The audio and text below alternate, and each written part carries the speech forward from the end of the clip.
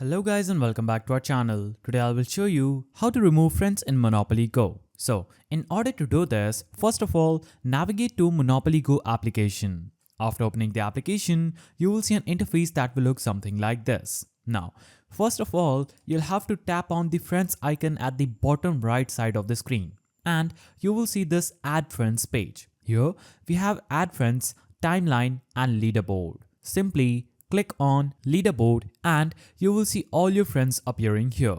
So make sure you are in the friends section. After you navigate to this section, you'll have to simply click on the name of the friend that you want to remove and you will see remove option appearing in red button. Click on this remove and it will ask you, do you want to remove your friend? Simply click on remove and this will instantly remove that person from your friends list. So simply navigate to friends, go to leaderboard, click on the name of the friend, select remove and click on remove again, and this quick process will help you manage your friends list in Monopoly Go effectively. If this guide was helpful, don't forget to like and subscribe for more gaming tips. Thanks for watching and happy playing.